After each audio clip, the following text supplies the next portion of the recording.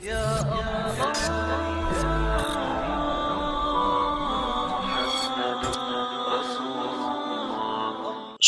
میری خواہش پر وقفے وقفے سے مجھ سے ملنے آتا رہا۔ ہر دفعہ وہ مجھے نت نئی چیزوں کے بارے میں بتاتا رہتا اور میرے ہر سوال کا مجھے جواب دیتا۔ آہستہ آہستہ میری دوستی بڑھتی گئی۔ پھر آخری ملاقات میں اس نے مجھے بتایا کہ زندگی شروع ہونے جا رہی ہے اور اب میں اس کے ساتھ میدان حشر کو تیزی کے ساتھ عبور کرتا ہوا عرش کی طرف بڑھ رہا ہوں۔ چلتے چلتے میں نے ارد گرد دیکھا تو تا حد نظر ایک ہموار میدان نظر آیا۔ ماحول کچھ ایسا ہو رہا تھا جیسے فجر کی نماز کے بعد اور سورج نکلنے سے قبل ہوتا ہے، یعنی ہلکا ہلکا اجالا ہر طرف پھیلا ہوا تھا۔ اس وقت اس میدان میں بہت کم لوگ نظر آ رہے تھے، مگر جو تھے ان سب کی منزل ایک ہی تھی۔ میرے دل میں سوال پیدا ہوا کہ ان میں سے کوئی نبی یا رسول بھی ہیں؟ میں نے صالح کو دیکھا، اسے معلوم تھا کہ میں کیا پوچھ رہا ہوں۔ کہنے لگا، وہ سب کے سب پہلے ہی اٹھ چکے ہیں، ہم انہی کے پاس جا رہے ہیں۔ کیا ان سے ملاقات کا موقع ملے گا؟ میں نے بچوں کی طرح اشتیاق سے پوچھا۔ وہ چلتے چلتے رکا اور دھیرے سے بولا، اب انہی کے ساتھ زندگی گزرے گی۔ عبداللہ، تم ابھی تک نہیں سمجھ پائے کہ کیا ہو رہا ہے؟ آزمائش ختم ہو چکی ہے، دھوکہ ختم ہو گیا، اب زندگی شروع ہو رہی ہے جس پہ اچھے لوگ اچھے لوگوں کے ساتھ رہیں گے اور برے لوگ ہمیشہ برے لوگوں کے ساتھ رہیں گے۔ اصل میں بات یہ تھی کہ میں ابھی تک شوق سے نہیں نکل سکا تھا۔ دراصل ابھی تک نئی دنیا کا سارا تعارف عالم برزخ میں ہوا تھا، وہ ایک نوعیت کی روحانی دنیا تھی، مگر یہاں حشر میں تو سب کچھ مادی دنیا جیسا ہے۔ میرے ہاتھ، پاؤں، احساسات، زمین، آسمان، ہر چیز وہی تھی جس کا میں پچھلی دنیا میں عادی تھا۔ وہاں میرا گھر تھا، گھر والے تھے، میرا محلہ، میرا علاقہ، میری قوم۔ یہ سب سوچتے سوچتے میری ذہن میں ایک دھماکہ ہوا۔ میں نے رک کر صالح کو دونوں ہاتھوں سے پکڑ لیا۔ میرے گھر والے کہاں ہیں؟ میرے رشتہ دار، احباب سب کہاں ہیں؟ ان کے ساتھ کیا ہوگا؟ وہ نظر کیوں نہیں آ رہے؟ صالح نے مجھ سے نظریں چرا کر کہا، جن سوالوں کے جواب مجھے نہیں معلوم وہ مجھ سے مت پوچھو۔ حجر شخص تنہا ہے، کوئی کسی کے کام نہیں آ سکتا۔ اگر ان کے اعمال اچھے ہیں تو یقین رکھو وہ تم سے آ ملیں گے، ان کے ساتھ کوئی زیادتی نہیں ہوگی۔ اگر ایسا نہ ہوا تو صالح جملہ نامکمل چھوڑ کر خاموش ہو گیا۔ اس کی بات سن کر میرا چہرہ بھی بجھ گیا۔ اس نے میرے کندھے پر ہاتھ رکھ کر میرا حوصلہ بڑھایا اور کہا، اللہ پر بھروسہ رکھو، تم خدا کے لشکر میں لڑنے والے ایک سپاہی تھے، اس لیے پہلے اٹھائے گئے ہو، باقی لوگ ابھی اٹھ رہے ہیں، انشاءاللہ وہ لوگ بھی خیر کے ساتھ تم سے مل جائیں گے، ابھی تم آگے چلو۔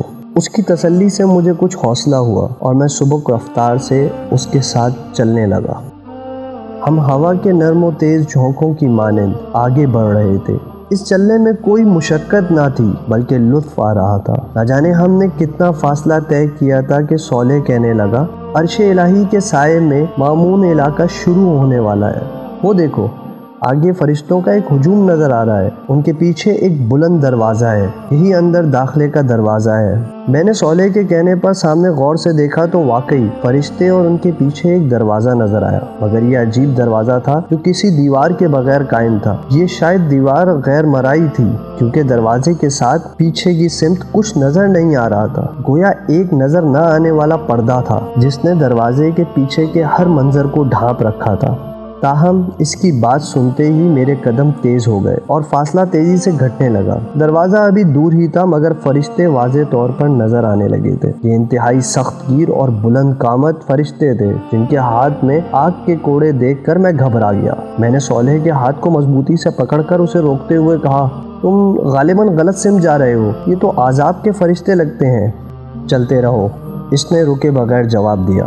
ناچار مجھے بھی اس کے پیچھے جانا پڑا، تاہم میں نے اتنا اہتمام کر لیا کہ اس سے 2 قدم پیچھے رہ کر چلنے لگا تاکہ اگر پلٹ کے بھاگنے کی نوبت آئے تو میں اس سے آگے ہی ہوں۔ صالح کو میرے احساسات کا اندازہ ہو چکا تھا، اس نے وضاحت کرنی ضروری سمجھی، یہ بے شک عذاب کے ہی فرشتے ہیں۔ میں نے اس کی بات درمیان سے اچک کر کہا، اور یہاں اس لیے کھڑے ہیں کہ آگے جانے سے قبل میری پٹائی کر کے میرے گناہ جھاڑیں۔ وہ میری بات سن کر بے اختیار ہنسنے لگا اور بولا، دیکھو اگر پٹائی ہونی ہے تو تمہارا بھاگنا مفید ثابت نہ ہوگا۔ کوئی شخص ان فرشتوں کی رفتار اور طاقت کا مقابلہ نہیں کر سکتا۔ ایسے تمہاری اطلاع کے لیے عرض ہے کہ یہ تمہارے لیے نہیں کھڑے ہیں، بلکہ یہ اس لیے کھڑے ہیں کہ خدا کا کوئی مجرم اگر اس سمت آنے کی کوشش کرے تو اسے اتنا ماریں کہ وہ دوبارہ اس طرف آنے کی ہمت نہ کرے۔ ہمارے قریب پہنچنے سے قبل انہوں نے 2 حصوں میں بٹ کر ہمارے لیے ایک راستہ بنا دیا۔ از راہ عنایت انہوں نے یہ اہتمام بھی کر دیا کہ کوڑوں کو اپنے پیچھے کر لیا، اور میرا یہ خیال تھا کہ وہ ہمیں دیکھ کر مسکرائیں گے اور اظہار مسرت کریں گے، مگر کوشش کے باوجود میں ان کے چہرے پر کوئی مسکراہٹ تلاش نہ کر سکا۔ صالح کہنے لگا، ان کی موجودگی کا مقصد تمہیں اللہ کی نعمت کا احساس دلانا ہے کہ کس قسم کے فرشتوں سے تمہیں بچا لیا گیا ہے۔ بے اختیار میرے زبان سے کلمہ شکر حمد ادا ہو گیا۔ ان کے بیچ سے گزر کر ہم دروازے کے قریب پہنچے تو وہ خود بخود کھل گیا۔ اس کے کھلتے ہی میری آنکھوں کے سامنے ایک پرفضا مقام آ گیا۔ یہاں سے وہ علاقہ شروع ہو رہا تھا جہاں عرش الہی کی رحمتیں سایہ فگن تھیں۔ روح تک اتر جانے والی ٹھنڈی ہوائیں اور مسحور کن خوشبو مجھے چھونے لگی تھی۔ ہم دروازے سے اندر داخل ہوئے تو دیکھا کہ دور تک فرشتے قطار در قطار کھڑے تھے۔ ان کے چہرے بے حد دلکش تھے اور اس سے کہیں زیادہ خوبصورت مسکراہٹ ان کے چہروں پر موجود تھی۔ یہ ہاتھ باندھے مؤدب انداز میں کھڑے تھے۔ ہم جیسے ہی ان کے بیچ سے گزرے، دعا و سلام اور خوش آمدید کے الفاظ سے ہمارا خیر مقدم شروع ہو گیا۔ ان کے رویے اور الفاظ کی تاثیر میری روح کی گہرائیوں میں اتر رہی تھی، اور ان کے وجود سے اٹھنے والی خوشبوئیں میرے احساسات کو سرشار کر رہی تھیں۔ یہاں داخل ہوتے ہی مجھے یہ محسوس ہوا کہ میرے اندر کوئی غیر معمولی تبدیلی آئی ہے، لیکن اس وقت میرے ساری توجہ فرشتوں اور یہاں کے دلچسپ ماحول کی طرف تھی، اس لیے میں زیادہ توجہ نہیں دے سکا کہ میرے ساتھ کیا ہوا ہے۔ میں اس کیفیت کو بے بس یہاں کے ماحول کا ایک اثر سمجھا۔ چلتے چلتے مجھے کچھ خیال آیا تو میں نے صالح کے کان میں سرگوشی کی، یار یہ تو ٹھیک ہے کہ یہ لوگ مجھے کوئی نجات یافتہ شخص مان کر میرے استقبال کر رہے ہیں، لیکن یہاں میری ذاتی واقفیت تو کوئی نہیں، کیا یہاں تمہاری کوئی واقفیت ہے؟ میری بات سن کر صالح ہنستے ہوئے بولا، عبداللہ آج ہر شخص اپنی پیشانی سے پہچانا جائے گا کہ وہ کون ہے۔ تمہیں علم نہیں مگر تمہارا پورا تعارف تمہاری پیشانی پر درج ہے، تم دیکھتے جاؤ آگے کیا ہوتا ہے۔ قطار کے اختتام پر کھڑا ایک وجیح فرشتہ جو اپنے انداز سے ان سب کا سردار معلوم ہوتا تھا میرے پاس آیا اور میرا نام لے کر اس نے مجھے سلام کیا۔ میں نے اس سلام کا جواب دیا۔ پھر وہ بہت نرمی اور محبت سے بولا، ہمیشہ باقی رہنے والی کامیابی مبارک ہو۔ میں نے جواب میں شکریہ ادا کیا ہی تھا کہ وہ دوبارہ بولا، کیا آپ آئینہ دیکھنا پسند کریں گے؟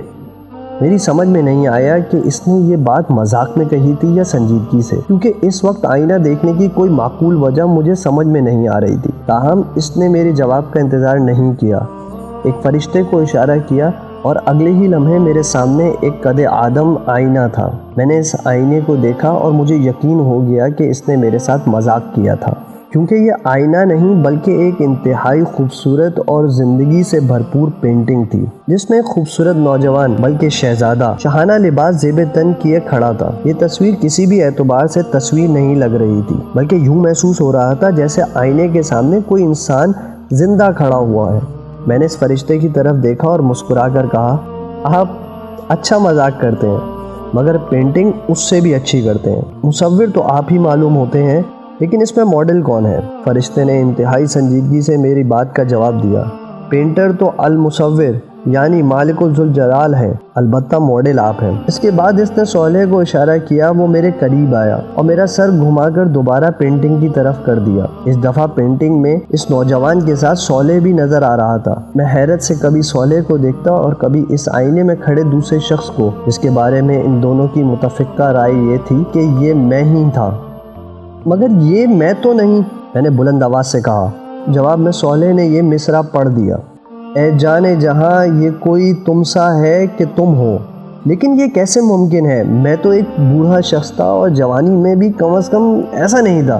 اس دفعہ میرے بات کا جواب فرشتے نے دیا، آپ ناممکنات کی دنیا میں سے ممکنات کی دنیا میں آ گئے ہیں، آپ انسانوں کی دنیا سے خدا کی دنیا میں آ گئے ہیں۔ آج ہر شخص ویسا نہیں دکھے گا جیسے وہ دنیا میں دوسرے انسانوں کو نظر آتا تھا، بلکہ آج ہر شخص ویسا نظر آئے گا جیسے وہ اپنے مالک کو نظر آتا تھا، اور مالک کی نظر میں انسانوں کی صورت گری ان کے گوشت پوست پر نہیں بلکہ ان کے ایمان و اخلاق اور عمل کی بنیاد پر ہوتی ہے۔ آپ اس دنیا میں جیسے لگتے تھے ویسے ہی آج اس نے آپ کو بنا دیا ہے۔ ویسے یہ عارضی انتظام ہے۔ آپ کی فیصلہ کن شخصیت اس وقت سامنے آئے گی جب جنت میں آپ کے درجات کا فیصلہ حتمی طور پر ہوگا۔ سر دست تو آپ آگے آ جائیں، بہت سے دوسرے لوگ آپ کا انتظار کر رہے ہیں۔